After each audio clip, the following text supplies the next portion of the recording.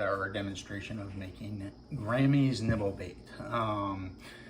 Well, I should say great Grammy for many people. That was Corrine Schweiterman. And when we would go to Nibble for Christmas, she would always make a couple batches of it, and there was always a container in the basement kitchen that she had hidden. And this is just something that we always had. And the big problem is that people would pick out their favorite thing, and there's, always the, I guess my dad was one of the ones who would always complain about that, you can't pick out all the pretzels, or you can't pick out all the peanuts. So basically this recipe involves salt, salt, salt, salt, and salt, because one of the big ingredients is going to be celery salt, seasoned salt, and garlic salt. There's a ratio on those, but all this gets tricky because cereal boxes have greatly changed. The smallest box now is the wheat Chex. For some reason, they're always much smaller than the Cheerios. The Cheerios, you're good luck on finding a small box of Cheerios. They're all like 3 pounds each. But even the wheat Chex is over a pound of cereal, and I don't think that when this recipe was invented. So if you look, the recipe does have it broken down in terms of how many cups, and then it's 2 teaspoons of garlic. No, actually, I think it's the seasoned salt and celery salt are the 2 tablespoons, and 1 tablespoon of the garlic salt. But that's all too much work for me, so I just go with a big roasting oven. Grammy always used her roasting oven, which was actually one size smaller than this one. So I know that and she carefully stir things into it. So have the big Magnolite roaster oven, and she'd always call it a Dutch oven, but apparently that's not really what it is. It's a roaster, but we always grew up calling these the Dutch ovens. So I got the jumbo size one of these, and you can't even find Magnolite anymore, but apparently I was searching for this and found out that the reason why Grammy always had Magnolite was, I think it was Salina, Ohio was where they were made or something. So that's what the kind of pots we always grew up with. So one of the first things you have to do is figure out the right proportion of cereal. And since I'm not all into that measuring thing, I just go with this whole box of the wheat Chex and the pretzels. I always rolled gold. One of the things with the pretzels is finding really thin pretzels, and those can be hard to find. Rolled gold is a good one. They're usually fairly thin. I guess if you bought a whole bunch of those little boxes, snack pack ones, those are probably actually thinner. But and then there's the rice Chex, not corn Chex, the rice Chex. And it's a slightly bigger box, so I'm going to go a little bit lighter on that. And then on the Cheerios, just kind of top off. Now, the other thing that's going to go in here is the cocktail peanuts. And these have gotten smaller over the years. I actually, a lot of times, will do 2 box cans of the cocktail peanuts. And then what I've done is I did the 3 tablespoons each of the celery salt, garlic salt, and seasoned salt, and I've got those set aside, and I'll stir those up so that when this is done baking, then we'll sprinkle that on. But you can see I've got a fairly full pot of cereal now with the peanuts on top, and then I've got, for this large of a bowl, I've got 3 sticks of butter heated up, and got the Worcestershire sauce. And since we're going to be doing probably 6 tablespoons of the Worcestershire sauce, I want to make that a little bit easier to pour, so I'll take that little cappy thing off. Then I'm going to put that into the butter, so let's just go with 6, 2, 3, 6 of that. Give that a little bit of stir. And then we're going to, I always remember Grammy would sit in her kitchen. She had this kind of like a step stool thing, and she'd always sit at her kitchen counter and she'd gently stir this all in. I'm gonna give this a little zap just to have it nice and hot when I'm pouring it on. And then she'd sit at her kitchen counter and she'd have the Dutch oven, and she'd gently pour it in a little bit at a time to make sure that it was getting evenly distributed. And then we're preheating the oven. Since it's a bigger batch, I do 300. I think the original recipe says to do 250. So we're gonna kind of bake this butter and the Worcestershire sauce into the cereal mix.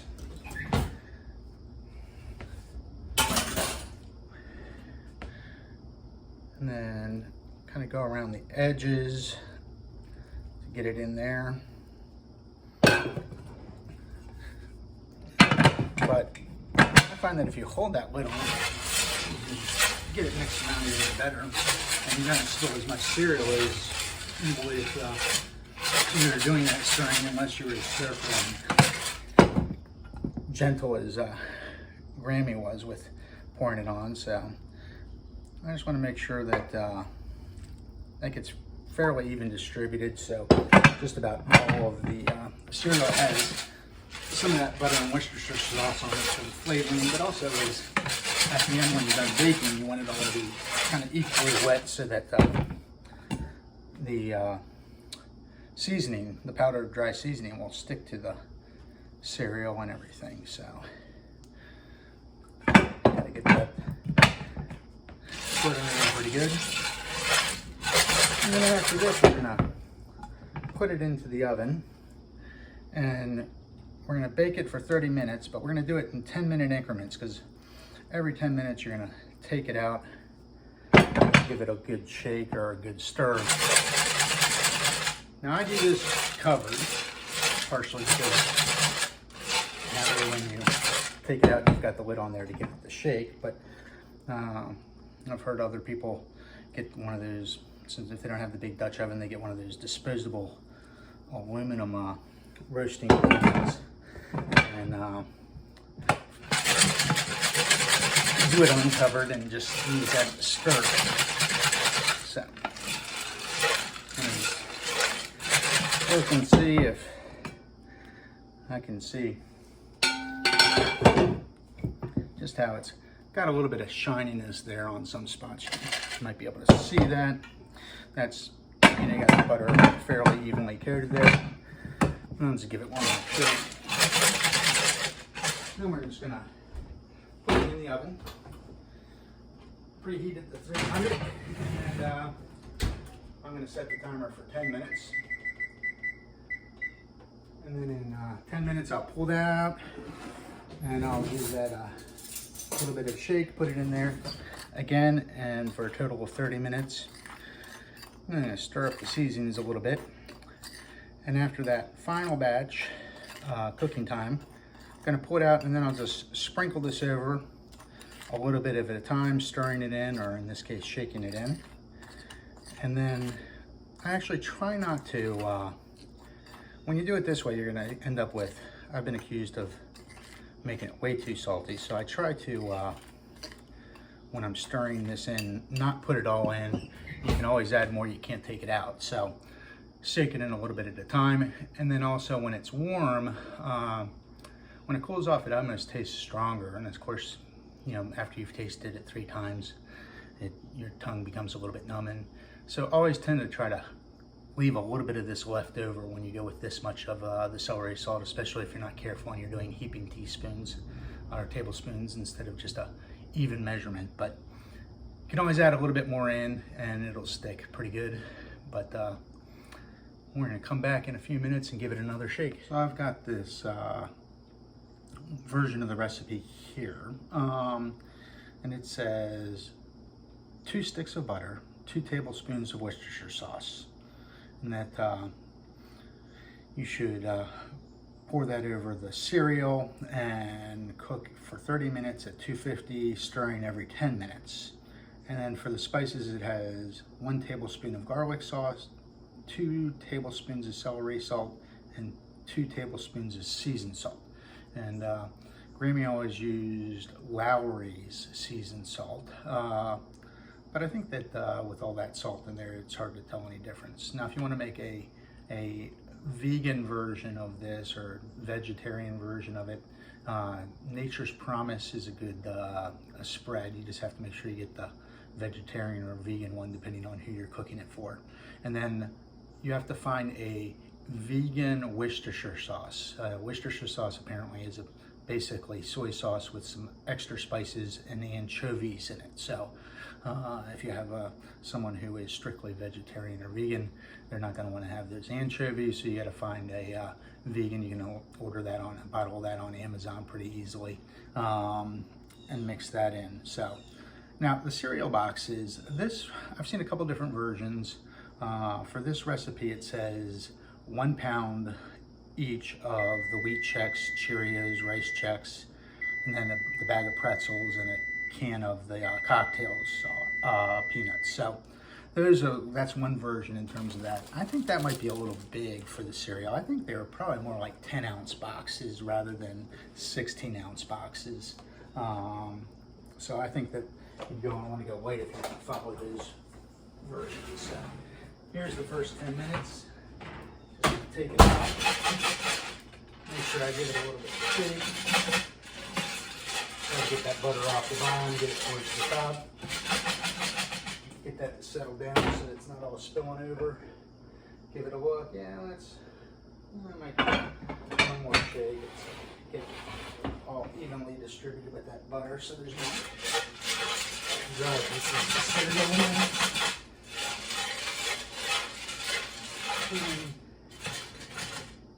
Down so it's settled a little bit. And then I'm going to do that another 10 minutes, give it another shake, and then we'll come back after the final 10 minutes and give it a shake, and then start putting on the seasoning salt and all the other salts. All right, so we've got, I've already given it a couple shakes, pulled it out after the second 10 minutes, and just let me make sure it isn't even dry. So I've already shaken it a little bit and checked it, and it was pretty good, but it never hurts to really give it good stirring or shaking. And then we'll get it back in the oven. We'll get those 10 minutes in, and then we'll shake and start doing the dry seasonings, the seasoned salt, celery salt, and garlic salt in there as well.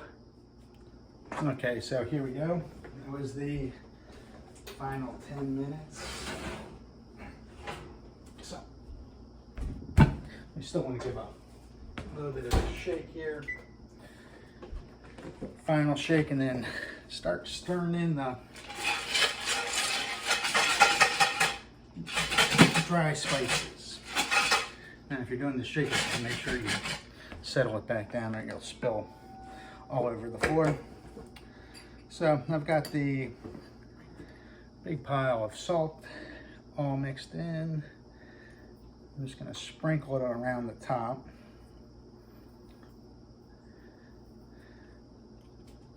Only do about a third of it.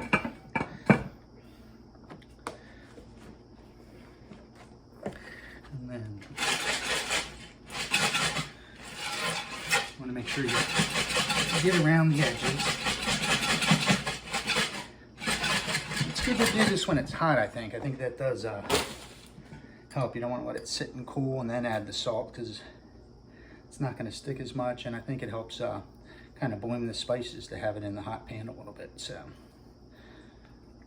all right, another third of it in there. And of course, you know, if you're stirring this in, it's a little bit more time consuming.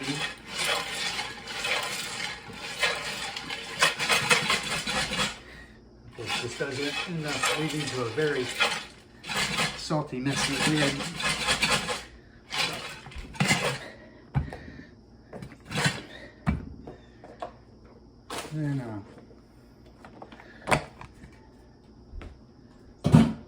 Try to sprinkle in this last little bit by spoon and leave a little bit reserved so I don't end up with overly salty. Well, it's going to be overly salty, but for those non-Schweitermans, it'll always be almost unedibly salty. But if it's unedibly salty for me, then it's a real problem for anyone else. So I always like that.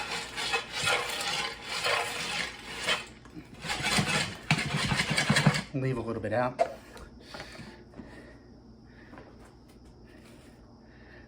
And then give a little taste. And it is tricky to taste because it's not gonna, I feel like when it cools off, it gets saltier somehow.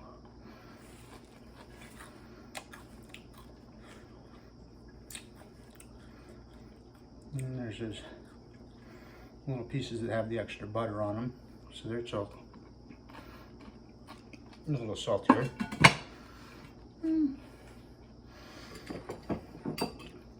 That's pretty good. So I'm gonna just put a little bit more on there. You can see there's a fair amount left, so I guess that 3 tablespoons each thing might be a little bit of overdoing it. Of course, the other thing is if you keep tasting, you become more and more numb to it too, so it's good to cleanse your palate.